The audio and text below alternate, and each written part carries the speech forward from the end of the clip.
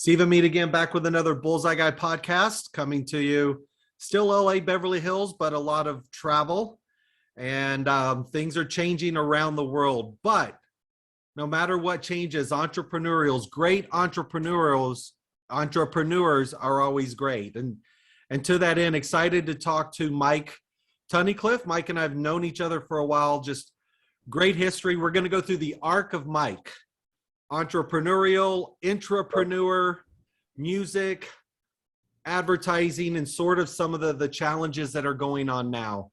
And excited again, Mike. Thank you so much for joining, and give us a little introduction. It's a pleasure to be here. We'll try and get through the arc, as long as it's not Noah's Ark, in which case we could be here all day. It's a little intro. Oh my goodness, I don't even know where to start. So as you said, I'm an entrepreneur. I've always been, had an entrepreneurial spirit, but actually worked in organizations where I've built new businesses inside those organizations. You know, and I started out my career way back when. I don't want to give away my very young age, but way back when I wanted to get into advertising. I'll just do a quick trot through. Started at the great Saatchi & Saatchi when it was actually 200 people, and you could fit us all in the lobby of 80 Charlotte Street. In fact, I joined to work on the Margaret Thatcher 1983 re-election campaign. And I was basically the tea boy and the boy in the photocopy room, and I sort of built my career up from there. Went into the media independent sector, just as it started to really explode in Europe, and became CEO. Actually, it was my first CEO-ship when I was age 30, with a group called Tempest Group that we subsequently sold to WPP for 450 million sterling, and that became Meade CIA, which was part of Group M. Went on to Initiative Media, so I joined the Interpublic Group then. Initiative Media, and I became a global account guy, and I ran the Unilever business in 48 countries. So I was a road warrior on the road all over Asia, all over Europe, all over Latin America. Funnily enough, not North America. We didn't hold the business there. I did that for 6 years, and then got transferred over to the US, which was always my dream. And we'll probably touch on dreams a little bit, dreams and visualization, and getting to where you want to get to. So I came to the US in 2005 as Chief Strategic Officer of Initiative Media North America.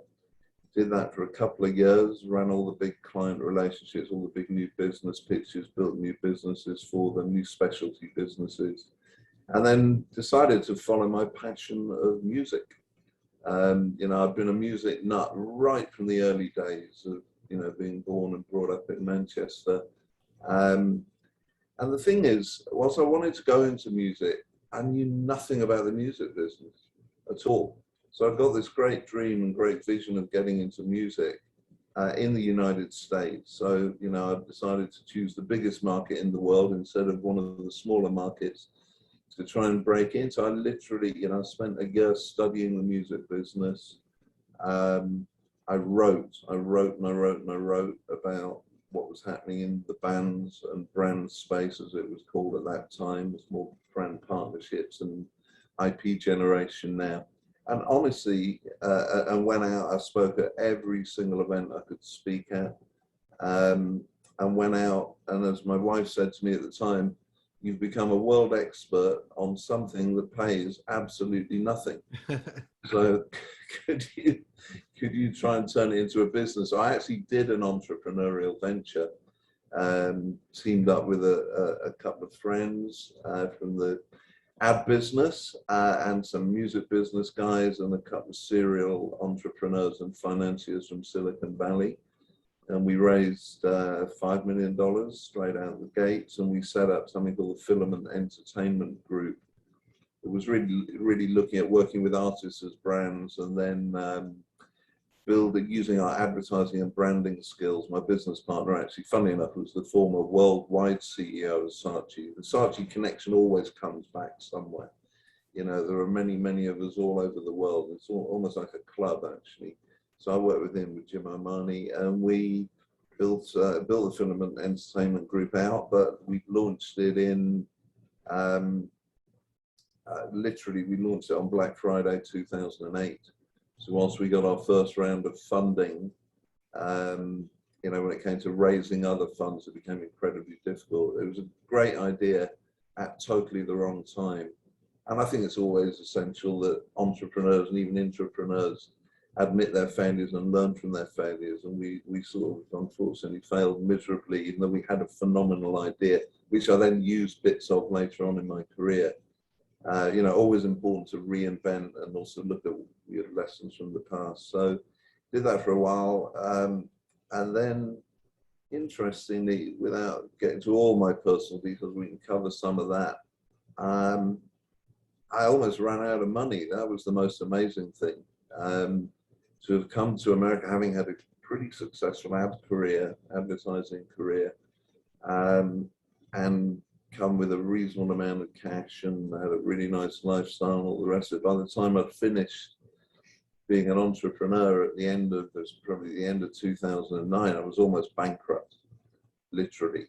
And there's a whole story around how you get out of challenging personal situations. And I've got out of them many, many times. There's a lot of lessons in there.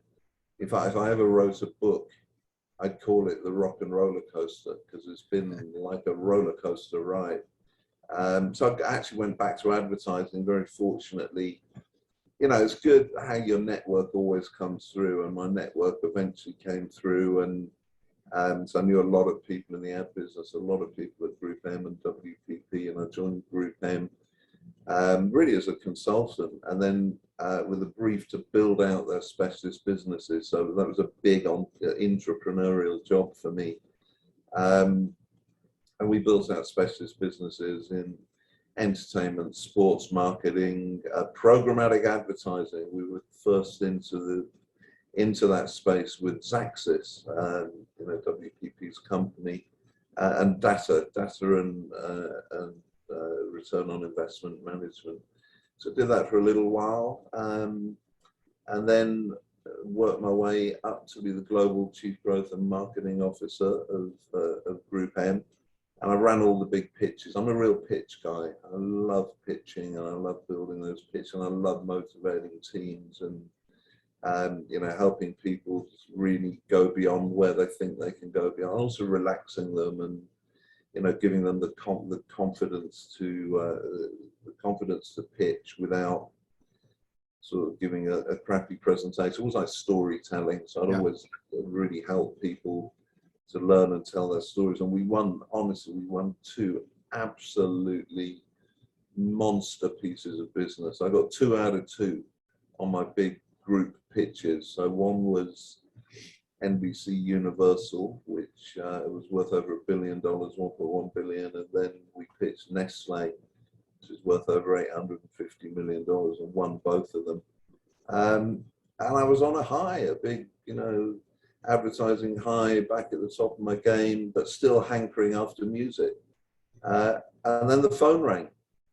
Now, I've got to say, it was the only time in my entire career that the phone rang. Well, not quite, it's rung a couple of times, but it rang with a really decent job opportunity, and it was Universal Music Group, who interestingly, there's a lesson in this as well, you know, interestingly, I'd spoken to about 3 or 4 years previously when I'd finished with the film and entertainment group, and I went around and I tried to take the idea, which was this strategic approach to artists as brands, and then a more strategic approach to brands using music. There were sort of 2 ideas there.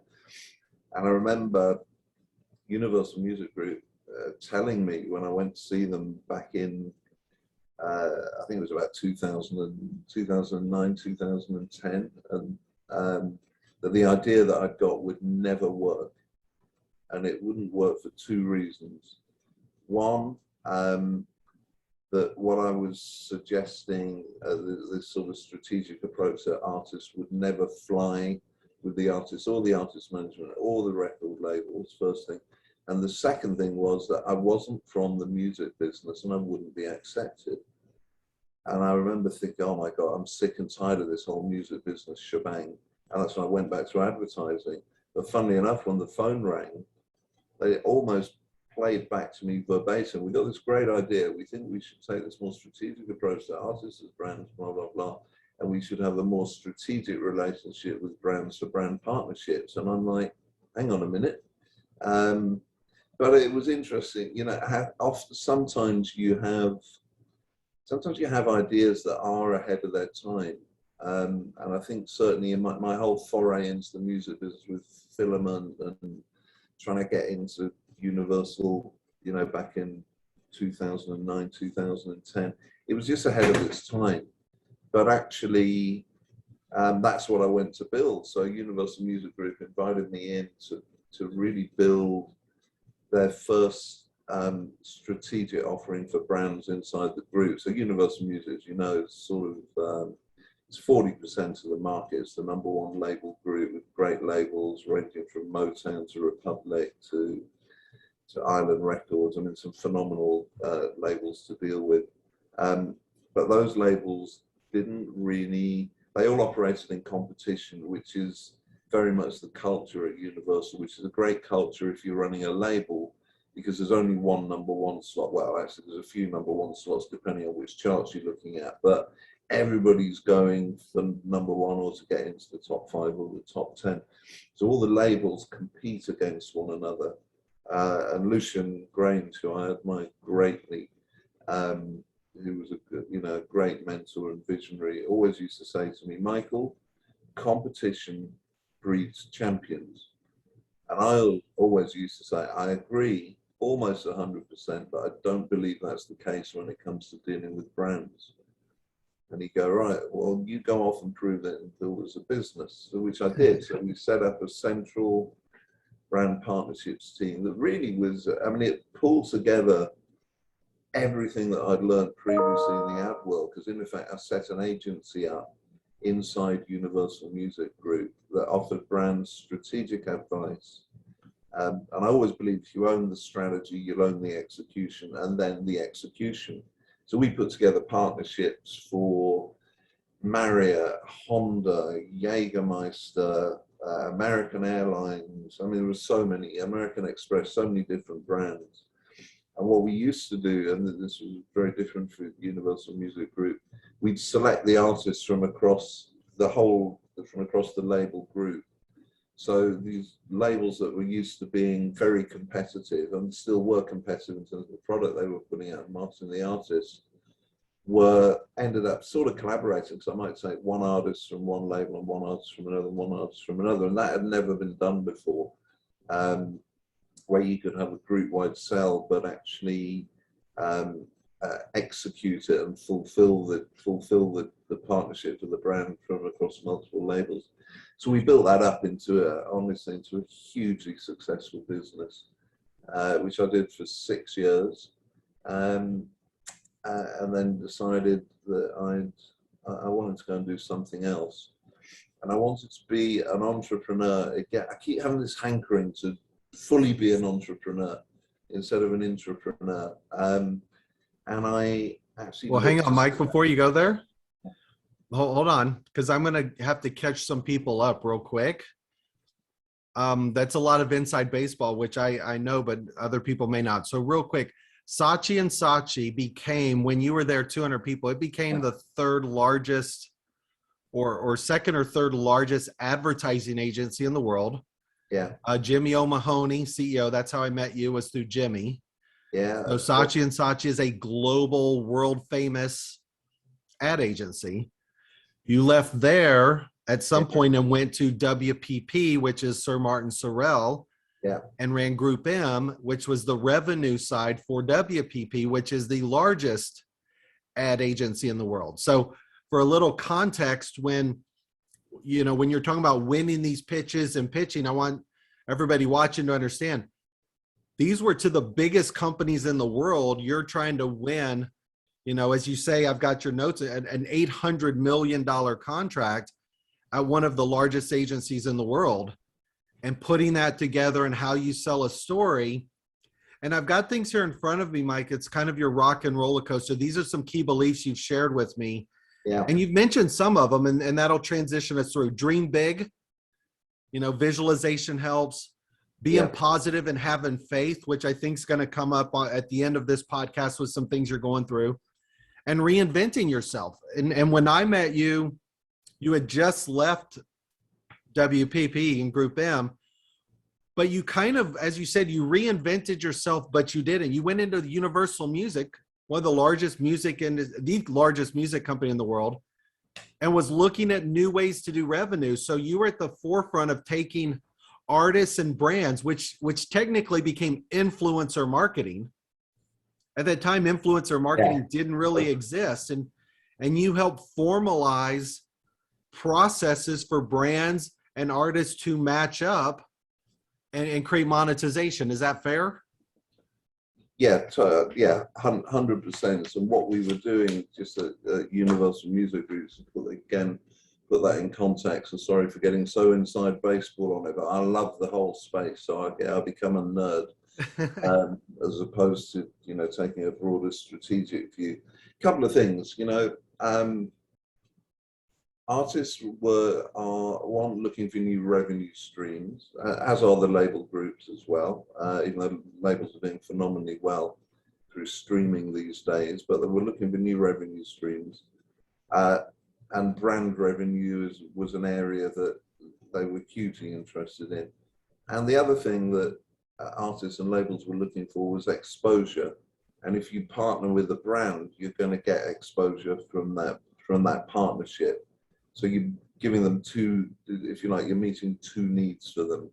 And we built, honestly, I was surprised myself. We built, I can't say the revenue number, but like tens of millions of dollars. Tens of millions used to come in. Which, as I said, gave the artists a payday, gave them exposure, and also helped the label sell more artist product. Yeah, and so within your key beliefs, not only is it dream big, but then this concept of reinventing yourself. And so it was in advertising, and then music and things like that. So you're going through a little bit of a reinvention now with some things you're going through. And I just wanted to, whatever you were about to transition to in that conversation point, let's go ahead, because that concept of, reinventing yourself, I've got it here, work to live, don't live to work. Where does that fit in what you're doing now and kind of what you've encountered in the last year to year and a half? Yeah, so I've got a couple of things going on. I'll cover business and then personal. And, the two things that intersect so much, particularly, as you become a senior executive and you're devoting, not just senior actually, but as you're devoting more and more time to your work, it does have an impact on your personal life. So I'll cover that as well. I mean, just very briefly, I'm with a group called the Song Trader Group, which is the biggest business-to-business music ecosystem in the world, who are a tech, or started out as a tech company, who wanted to get more into the brand space. So myself and Joe Belliotti have built a business inside Song Trader. Joe Belliotti is the former global head of music at Coke. So we're doing that right now, and I'm thoroughly enjoying that. However, I'm having to apply some of the principles, some of my 5 key principles, dreaming big, mobilizing positivity, reinvention, working to live, and something called give as you grow. So I'm having to take some of those and apply them to my own personal life. So I've been, over the last 18 months, for those people that know me, you'll have seen me walking around with a walking stick at CES and various other places. And I've gone from a walking stick to an electric wheelchair in less than 18 months. And I've got paralysis below the waist that may be temporary. We're not 100% sure right now, but it's certainly incredibly debilitating. In fact, I'm having surgery on Friday, and people keep asking me, "Are you okay about the surgery?" And I just say, I'm so positive about the surgery, and I'm visualizing a really positive outcome for it. I'm not nervous about the surgery at all. I'm a little nervous about the outcome, but I'm being incredibly positive about it. And you know what? At the end of the day, and it's as easier said than done, if I end up not being able to get out of the electric wheelchair, I'm going to have to reinvent myself again. This time as a disabled or, you know, physically challenged business executive. But I fully believe that I can do it, and I can reinvent myself, and I can draw upon, you know, all the lessons that I've learned as I've gone through my career over the years. So yeah, it's I'm at a very interesting point in my life. You know, one of the biggest things that I've really enjoyed doing, you know, of those 5 beliefs, is this whole give as you grow area, and helping mentor people, and putting something back. I always find the more I put back, the better I feel. So I am thinking about what maybe I'll do next, a couple of years down the track. You know, when perhaps I want to move on and do something else. And I definitely think I'd like to capitalize on that whole give as you grow area, and probably get more into the mentoring and coaching space. I just think it's a great thing to do. And I think in today's, it's a great thing to do for me and for other people. I'd really encourage people to do that. And it's a great thing to do for the people that you're helping. I've mentored so many people that have come and worked for me. And quite often, you know, I'm mentoring people when they get to college, when they're in college and they're about to graduate. But I think in today's work environment, coach, you know, this, particularly as we go into we've also had the remote work environment, but now we're going into this hybrid environment of, you know, remote and in the office. It's incredibly difficult to manage people. It's incredibly difficult to motivate teams of people. And I think business/life coaching, because I think the two things do come together, is going to be more needed than ever. And I think for me, as a passion project, if you like, that would probably be the next space that I went into. I haven't finished with music yet, and as I said, I'm thoroughly enjoying Song Trader. But when Song Trader, you know, when we've finished our mission at Song Trader, I think I'd like to look at that space. I know not a lot about it as a professional, but I will reinvent myself, and I will learn. And I'll come out and I'll be great. Maybe I'll come out as an entrepreneur this time. Sometimes. And again, when you shared your information with me, the key beliefs I said just are already key. They're set up for chapters. You know, dream big, visualization, mobilizing positivity, have faith, keep reinventing yourself, become what you want to be, work to live, don't live to work, and give as you grow. And you've got life experiences with this and sound bites, like everything's set up, Mike, for you to do it.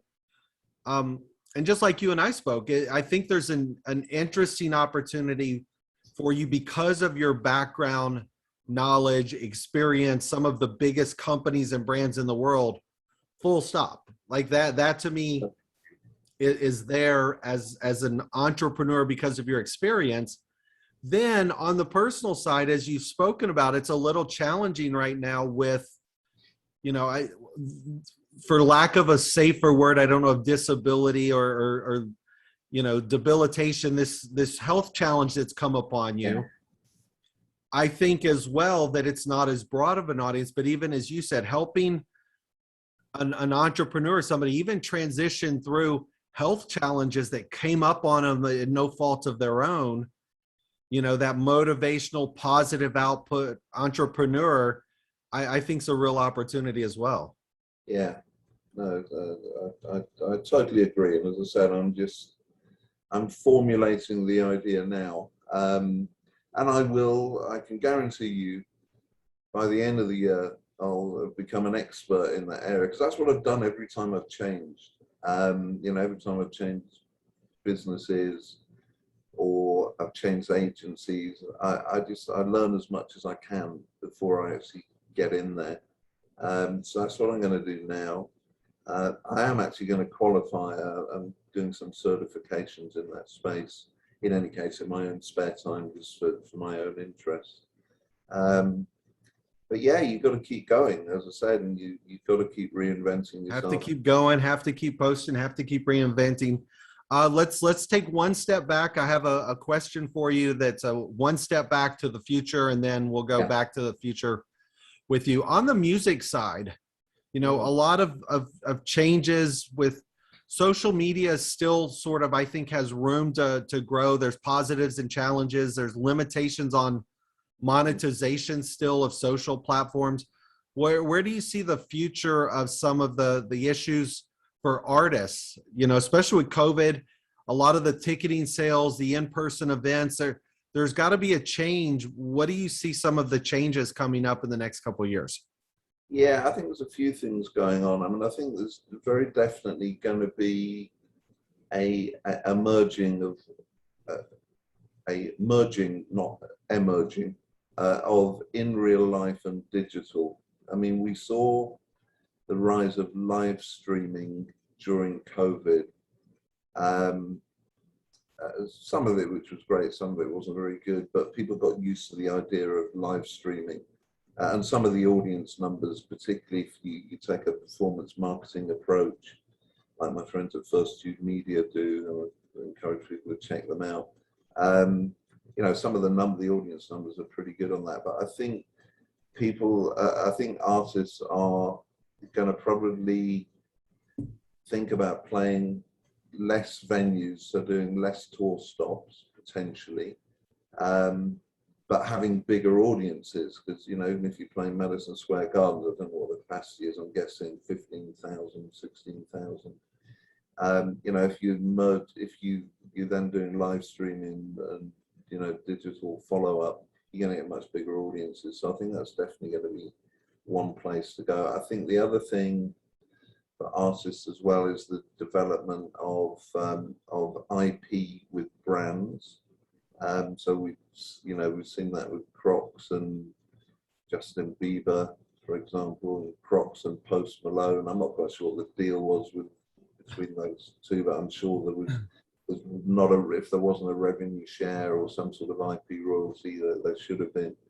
And the same with Lady Gaga and Oreos, even though the deal that she did was more about, I think, about giving messages of positivity that created a specific Gaga cookie. Right. I think the whole brand partnership space is going to continue. I think so not so much for artists, but I think sound generally, which I think ultimately benefits artists. I think brands are going to get much more interested in sound, but not just brand partnerships and tracks for TV commercials, but, you know, in terms of what their brand sounds like in today's audio-driven environment with the rise of podcasting. Here we are on a podcast with the rise of voice activation. That's going to become a very interesting space. So I think sound generally is going to become much more important for brands, and hopefully brands will end up putting much more money into the whole music space. So I think those are probably three of the bigger issues that you've got. Good. All right. Well, I'll be interested to watch on that for the future. And then, you know, as we spoke about with you, as you move through the personal transition with the surgery coming up and things like that, and the life coaching and mentor and entrepreneurship, let me know anything I could ever do to help. You know, I'm always there for you. No, I always appreciate you, Stephen. All right. Mike Tunnicliffe, Group M, Universal Music, and now on his way to be a life coach, entrepreneur. Thanks everybody for tuning in. Next Bullseye Guy podcast coming soon. Thank you.